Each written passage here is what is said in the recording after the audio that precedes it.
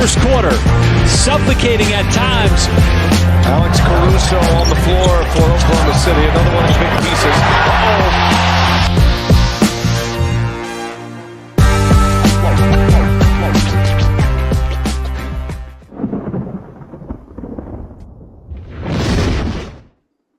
What's up, everybody? Welcome back to another episode, another recap from the Bring the Thunder podcast of the OKC versus Memphis Grizzlies game. OKC wins 125-112. If you guys don't mind, I would like to kind of kick open the door here. This was one of the worst officiated games I've ever seen. I mean, this was absolutely horrific officiating. And Jaren Jackson Jr., I didn't know you like that, bro.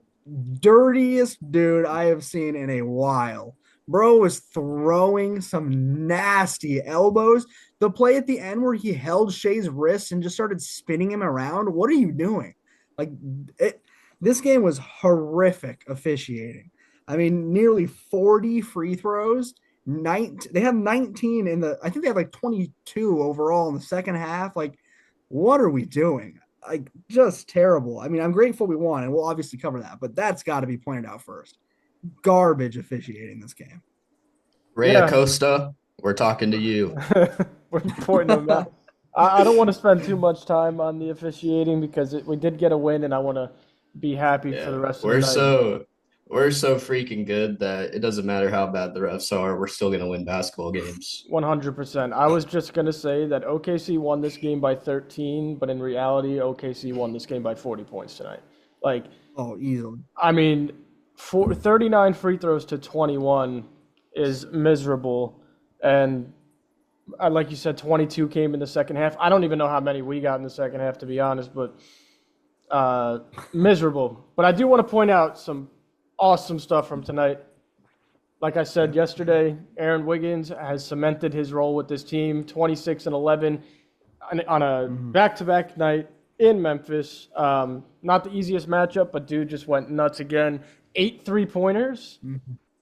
8 3-pointers after last night going 1 for 5. I mean, freaking outstanding. J-Dub, 25, 6, and 6. Really great game for him. Not a great game three-point shooting, but he did go 12 for 20, so great from the field, great defense. He wasn't getting calls either, so, I mean, he toughed it out. Shai did his thing, 32. No rebounds, but 8 assists. Not very efficient, but, I mean, if you watch the game, you could understand why. And Hartenstein, 12 and 14 like he does. And Alex Caruso, big night. He started tonight, 14 points, had a little tweak. He tweaked his ankle a bit, came right back in the game, and I mean, we absolutely dominated tonight. Screw the refs. OKC is the best team in the league from what I saw in the first 3 quarters. Yeah, no. Yeah, 100%. And the context of this game of Grizzlies having 2 days at home, no games, and the game before that was at home. And then we had our 3rd game in 4 nights on a back-to-back and without Shet, Dort. Who else was out? Kaysen. And we were like the 2.5 point underdogs on betting websites.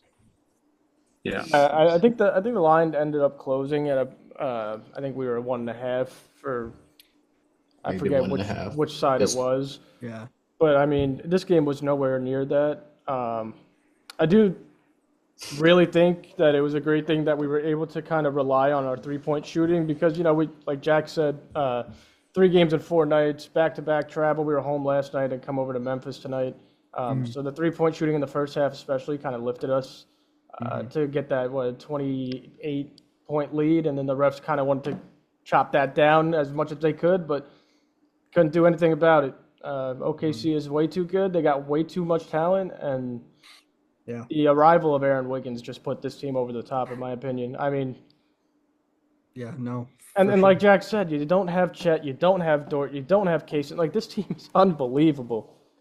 Yeah, no, and this is currently the second seed in the West, and we just, like you said, pretty much beat them by significantly more than 13. This was not a 13-point win. If you watched the game, you knew it. I mean, The distance between us and every other team in the West is laughable at this point. It really is. Like we are just so much better with this injured team than any of these teams can even get close to being. It's so it's you can't even argue it. There's no way you can possibly argue it. But I mean, before this episode started, Joe and I were talking a little bit. Shea didn't exactly have a good game, and he still dropped 32 points, 8 assists, and had the highest plus on the team. Yeah. He really, I mean, we all saw it. That he really didn't play great. He did fine, but he was missing shots he normally doesn't miss. There were definitely some drives where he should have gotten calls that he didn't get, but whatever. That's not the point. But this team is just effortlessly good. Another great game out of J-Dub. I mean, the 3-point ball wasn't falling quite as well, but he was hitting those ridiculous middies that we all love and have been watching. And Hart was fighting in the trenches tonight. He was pulling down some huge rebounds. I mean, the guy is an absolute beast. That one play where he pulled down the offensive rebound and hit that pass to Caruso, it got me out of my seat, bro. Like that is not normal for a guy his size. Crazy. Yeah, on the rebounding subject, that was the most offensive rebounds we've had in a game this season. Wow. Yeah, that's crazy. And that's without Chet. Yeah, 21 offensive rebounds. That's crazy. 100%. That is without Chet. Yeah. Yeah, that's wild. Not to bring the rest back into it, but there was one thing I wanted to ask you guys about.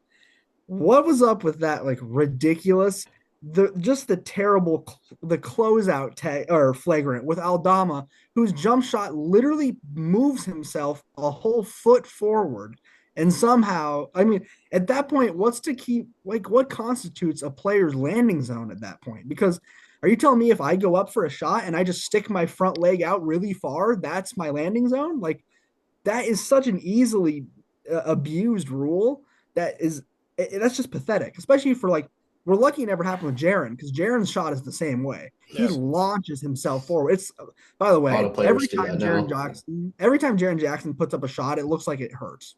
That dude's shot is nasty, like in the bad way. But I just could not believe. I mean, again, I don't want to get too hard on the refs here. I want to talk about other things, but that Aldama one in the begining that they got the 3 free throws on the ball for, that was ridiculous, man. Yeah, so pretty much what happened for people who didn't watch, Aldama got a top of the key 3-point jumper, and he damn near ended up at the free throw line.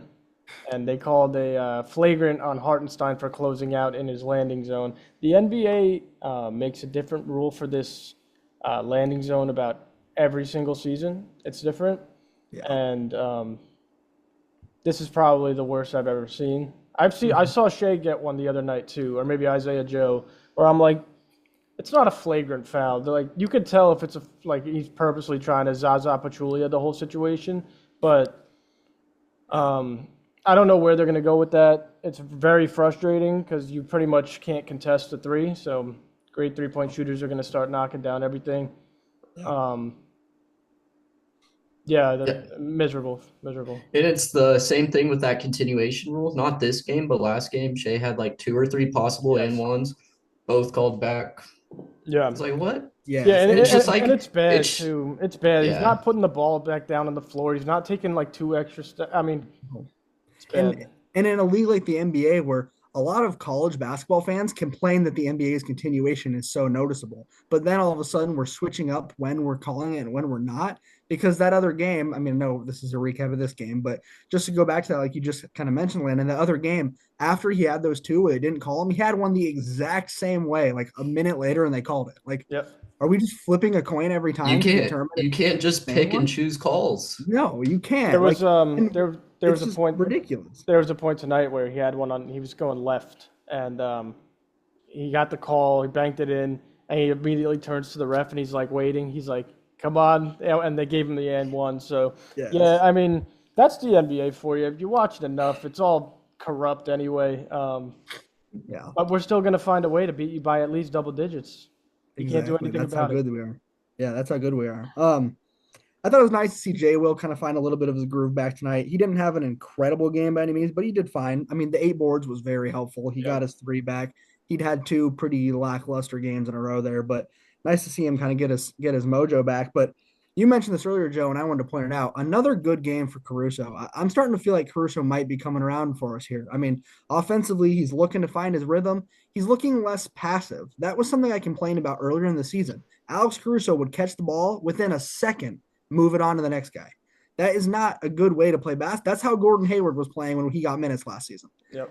You're never going to get touches. You're going to lose minutes that way. And Caruso is starting to look like he's more willing to attack. And I love that. I mean, just did a great job tonight, especially had that little scare with the ankle tweak, kind of getting sick of seeing that, but came back out towards the end of the game, looked like he was fine, but great game out of Caruso. I mean, the guy's an incredible player. We just have to really pray that his health can just stay up to code, which kind of seems like a common thing keep saying here. Yeah, I mean, with Caruso on the court, it's a whole nother level of defense.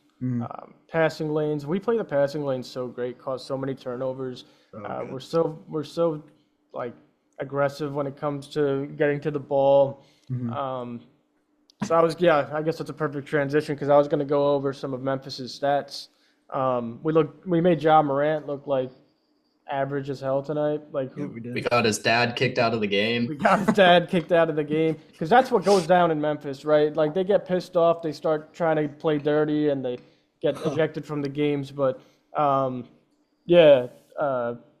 looked average as hell. Bane had a good second half. First half was not a problem. A lot of Bane's points came off of like turnovers or fouls that were missed on the other end. Can't complain on defensive side. Jaren Jackson, 19 points, but without Chet, I'll take that 100%, especially the season that Jaren Jackson's been having.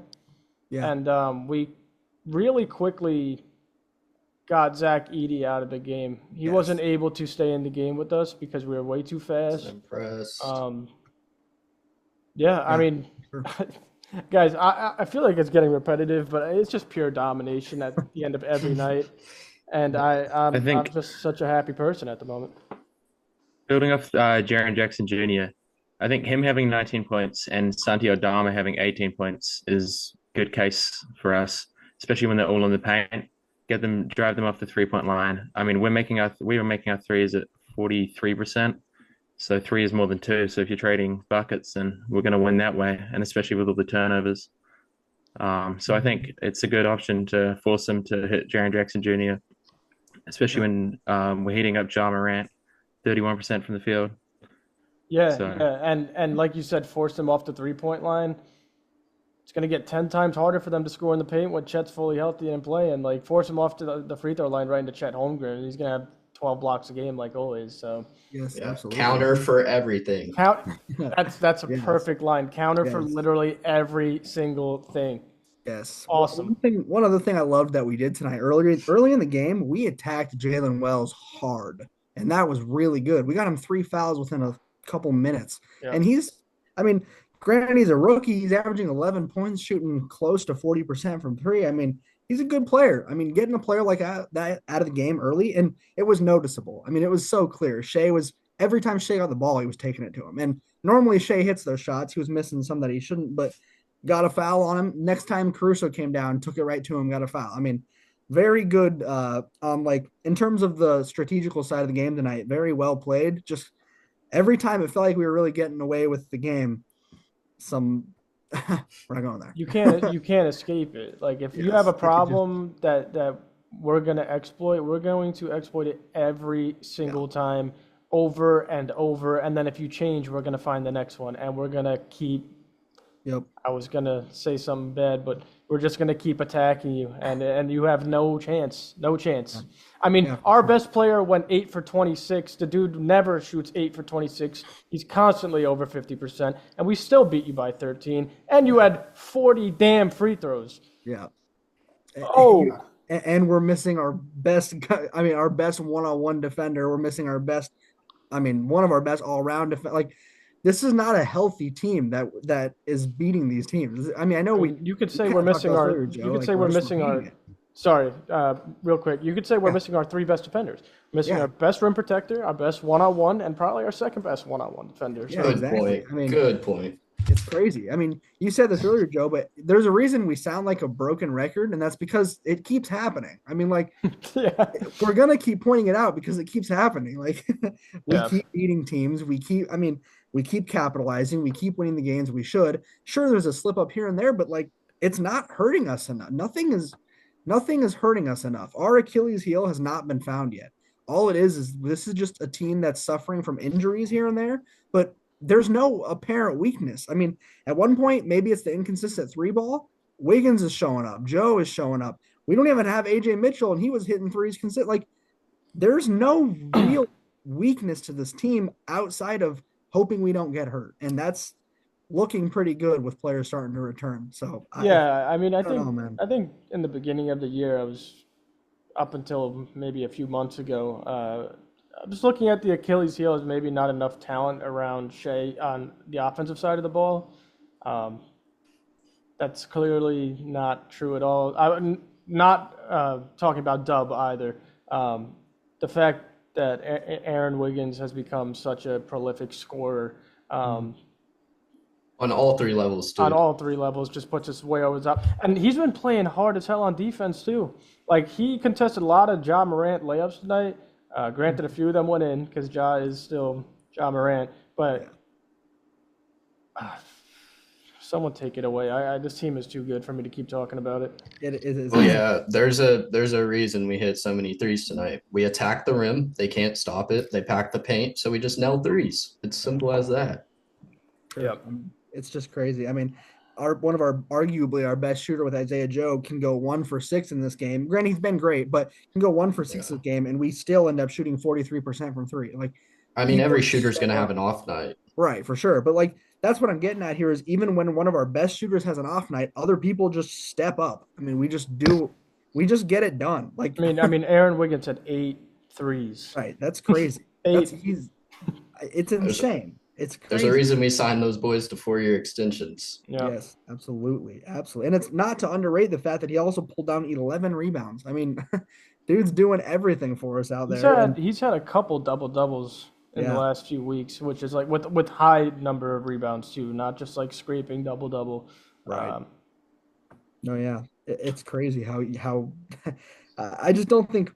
I remember there was a time where people were saying like earlier in the season where people didn't know who Aaron Wiggins was. It's like, Yeah. you're gonna find out at some point. I mean, he's gonna keep this up, and you're gonna figure out really quickly who Aaron Wiggins is and how good he is. Now Why you are know. you saying this guy saved basketball? Yeah, what do you mean he saved basketball? He saved basketball. I mean, Just like watch. another thing with Aaron is when we first started this show, which isn't that long ago, but we were begging and pleading for more consistent Aaron Wiggins minutes. And I swear Mark saw one of the episodes. It's like, you know what, I'm going to try that tonight. And then you can't stop the dude. Nobody could stop him. I mean, I was talking to my buddy before the game, and he's like, what do you think about OKC tonight? I said, to be honest, we have 9 losses. We have our 3 best defenders out. We're going into a rough place to play. I don't know. Like, we might lose. And then they just slap me right in the face when they go up by 27 points. Like, I'm running out of, like, things to say. I'm running out of doubt, which is a good thing to feel. Absolutely. And, yeah, we got 3 games left before All-Star break, and Wow. hopefully we finish strong and keep it going after. I think we can touch on Kenrich Williams' night. I think he had 8 rebounds, 4 assists, 2 steals, 6 points. But that hustle, he was just diving on balls left, right, center. He got those 2 offensive rebounds on the same play. And I was watching on the Grizzlies stream, and those commentators were mad. Yeah, They were praising I was OKC. watching They were that. like, again, another rebound. Every time Jay Will, Kenrich, anyone would make a 3, they'd say Jalen Williams, the 30% 3-point shooter, drills a 3. Yeah, they were pissed. I was also watching it on the Grizzlies. Well, my night was horrific. My stream was going from Grizzlies to OKC, from third quarter back to the second quarter. Like, it was getting really bad. But yeah, I was watching as well. And speaking on Kenrich tonight, really gritty game from him, which it's exactly what we needed. Like you said, those 2 offensive rebounds. Shea actually missed 2 middies. Kenrich got 2 offensive rebounds, kicked it back to Shea. Shea hit a 3. And then to end the game, Shea goes cross-court pass to the corner, Kenrich. Kenrich knocks down the corner 3, dagger. I think that put us up by 16 with maybe a minute or so, two left. So, yeah, outstanding game from Kenrich. That's why he's called Kenny Hustle, right? Like, that's what he does. Yeah, for sure. If you want to earn minutes playing on Mark's team, you hustle. I mean, that he might not be the best scorer, he might not be the best this, the best that, but if he's gonna hustle, it doesn't matter because it'll earn him minutes, and he proved that tonight. Yeah, that's what he does. Exactly. He's a hustle guy. It's just every team needs one of them, and we happen to have about 7 of them. But I think we have 15 of them. To be honest, yeah, I really do. But he's really good at it, so he gets the nickname. This is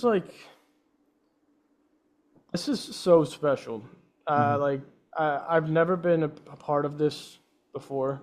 OKC's always been great over the years, but this is like levels above anything I've ever seen. Mm-hmm. And I'm consistently waiting just for one loss. Yeah. And I'm going to say, you know what? That's okay because we're this good, but it's not coming. I can't find the loss. I thought tonight was going to be maybe,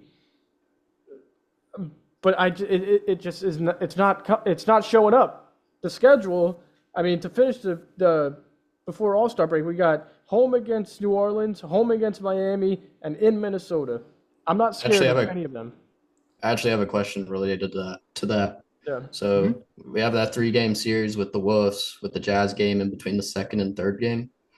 Mm-hmm. Do you guys really think there's a chance that we don't go 3-0 against them the way we're playing? I think it's more than likely that we go 3-0 against them. It's just about who's on the court.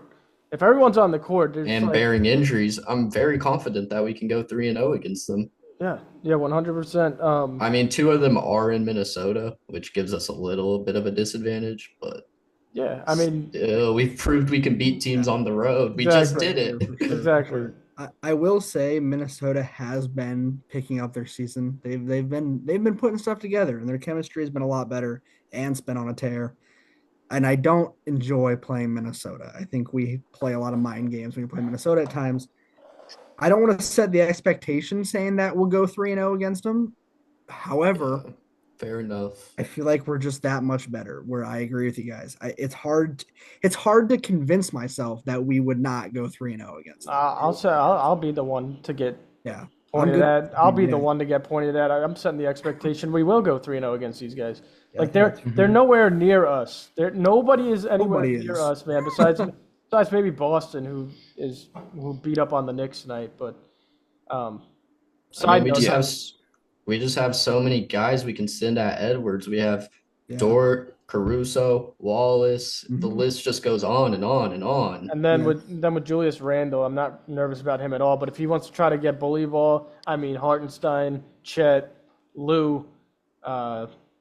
Assuming Chet plays all 3 of those games. Assuming. Yeah, look what happened last time we had Jada mashed up on Julius Randle when he kept trying to post him up. And Jada, I mean, I am not worried about that one. And look, if we take Ant out of the game in any way, shape, or form, it's over. I mean, that's been their saving grace in this turnaround. Is Ant has been playing very, very well. He's been dropping multiple 40-point games. He's been on a tear recently. You know what I love about Shea Gilgeous-Alexander? I know you guys, obviously, but you guys definitely know this. That 2018 series and during the 2019 regular season, Russ and PG would have a really hard time going at Gobert, fully honest. Mm-hmm. Every time we play Gobert, Shea cooks him, bad. At the rim, I mean, it's just disgusting. He has no chance, so it's very nice to see. Yep, for sure. I will say one thing. If we're fully healthy and play like we did tonight, then we're not losing another game this season. Yeah, put that on the board. Jack says we're not losing a game the rest of the year. No, out of context. No, but you're 100% if we could shoot 43% from 3 and play like that, genuinely we'll win every game. Obviously, we're not going to do that and we're not going to be fully healthy, but And we're losing to the Wizards now. Well, you do point out that obviously we can't expect that every night. However, it's kind of unnatural and insane how many times we've been able to expect that, and it's continued to happen. I mean, while you say like we can't keep doing it, well, we've done well enough for 40 of our 49 games. So at this point, it is kind of like you don't expect much less than this. I mean, I kind of want to like even bring that to an even simpler point. If Aaron Wiggins continues to be our starting two guard and plays like he has been playing, there's no one who could beat us. It's not even if we shoot 43%, if everyone plays the way they've been playing. Like, people could have down nights, and if Aaron Wiggins is still there putting up 18, 16, 20 plus, it's going to be real hard to beat OKC on any given night. I mean, a fully healthy OKC starting five could have Shea dropping over 30, J-Dub, Wiggins, and Chet dropping over 20. I mean, and then coming off the bench, we have so many players who themselves can hit double digits. We can have Hart come off with his double-double. We have everybody on the team can play defense better than better than probably 70% of the league. Our entire roster is a defense. I mean, this is a nearly perfectly crafted roster. It really is. And then we've also seen nights where Lou goes for 20 because he hits 6 threes. Like, exactly. Our best, a top defender in the NBA, I'm going to say it, a top 3 on-ball defender. I don't care about if he could give you 6 threes out of nowhere, and like he's shooting 40% from 3, like yes. How do you beat that, man? That's horrifying. As an opposing team, that's genuinely terrifying. Like, that's what do you do? Like, you're praying. That's about it. Like, it's just insane. I don't know, man.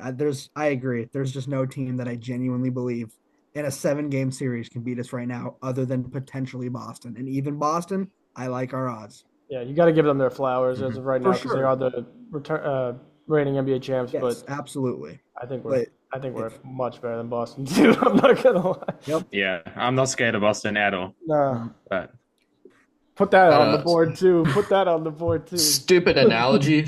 Sam Presti's like a chef in a kitchen. He's just picking all his ingredients and making the perfect dish. Yeah, like, I mean, you could call him Gordon Ramsay because he's not a shitty. There's a lot of shitty chefs out there, but I mean, this dude is like, he's probably my favorite person in the world at the moment. Yeah. I'm joking, but I'm joking. Forbes Man of the Year, Sam Presti. Yeah, dude. Like, I mean, sexiest man of the year. I kept saying, you guys want to build a statue for him and all that. I keep saying, when he gets that championship, yeah, I'm on board. I'm on board. We got him. Build a statue in front of that new arena. That's awesome. Not the old one, the new one. No, I can't wait for that new one. It's going to be awesome. That crowd is going to be electric when that stadium opens. Yeah. All right. Well, I think we can go ahead and end up this recap for sure. Wait, I just actually want to mention one thing before we do end the recap. I just wanted to talk about OKC first. News tonight: Mark Williams. Mark Williams to LA has been rescinded because Mark Williams' physical was absolutely horrific. So, are there any specific details on the physical? Not yet. All I've heard that it's like it was really bad. Like they saw it and was like, no. Really good thing to hear as an OKC fan because now we're only dealing with Jackson Hayes. Obviously Luka and LeBron, but I mean dealing with Jackson Hayes. Yeah, exactly. I mean, yeah. I mean, just a great thing to hear for OKC, and even better that Dalton Connect has to go back and be like, I think Landon might have said it on his story before, like Dalton's back. Hey, Dalton, how you doing? And like, that's not gonna be awkward at all. Like, sorry, we gambled you for a trade for a center on the Hornets. Like, I can't wait to hear that whole report because I mean, apparently they when he failed, he had more than like 4 issues on the physical. Like it was bad. I'm pretty sure they said he failed in like a majority of the categories that they were looking at. Anyway, Gabe. Okay, yeah, for sure. I mean, as always, we really hope you guys enjoyed the recap. We hope you guys caught the game as well. Still, every win's a fun game. Every win's worth watching for sure. But I mean, just kind of the same message we have for every episode is we might sound like we're repeating ourselves, but there's a reason. Just watch a Thunder game. I mean, if you're not watching them, turn them on, man. Like we're witnessing something here for sure. This is crazy. It's just insane. But yeah. Yeah, and thunder up, baby. Let's go.